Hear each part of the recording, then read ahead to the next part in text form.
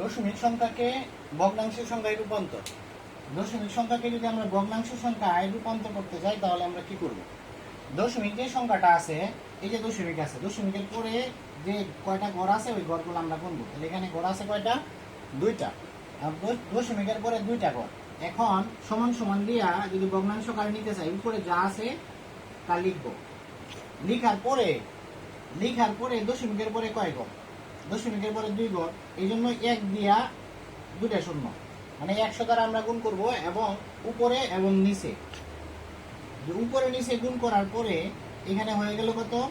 নিচে 100 100 থাকলো, আর এই 100 দ্বারা এই সংখ্যাকে গুণ করলে 437 হয়ে গেল। কারণ 437কে যদি কোনো বাদ যায় বা কাটাকাটি করা যায়, আমরা কাটাকাটি করব। যদি কাটাকাটি না যায় তাহলে সেটাকে আমরা ভাগ করে নেব।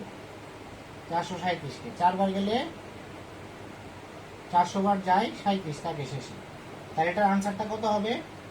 4 সমস্ত 100 ভাগের 37। এটা হচ্ছে যে কোনো দশমিক সংখ্যাকে ভগ্নাংশের সংখ্যায় নেওয়ার সিস্টেম। তো আমরা আবার লিখলাম 2.25।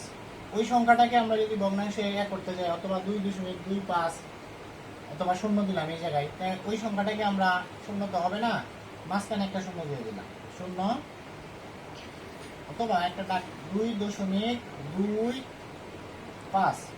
ওটাকে আমরা যদি দশমিকে নিতে চাই তাহলে আমরা কিভাবে নেব? দশমিকের পরে কয় ঘর আছে? দুই ঘর।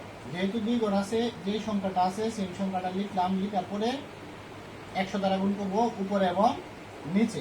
উপরে নিচে গুণ করার পরে ওটা যদি এটা গুণ করি সরাসরি, ঠিক আছে, গুণ করার পরে কত হইলো? গুণ করলে এটা হইতেছে দশমিকটা উল্টে যাবে, তাহলে কত হইলো? 225। নিচে কত থাকলো? 100।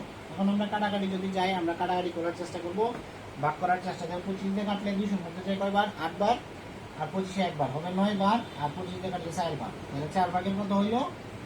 9। এটা যদি আমরা কাজ করতে যাই 4 দোকানে 8, তাহলে হবে 9 যদি ভাগ করি 2 বার গেলে 4 দোকানে 8, বিয়োগ করলে 1, তাহলে 8 থাকতেছে 2 সমস্ত 4 ভাগের 1। তাহলে সমান সমান আনসারটা হবে 2 সমস্ত 4 ভাগের 1। এটা যদি সমস্ত নিয়ে যাই, অথবা আমরা যদি ভগ্নাংশে শুধু রাখতে চাই, এই অংশটা আমরা মুছে দিব, তাহলে এটা আমাদের ভগ্নাংশে থাকবে।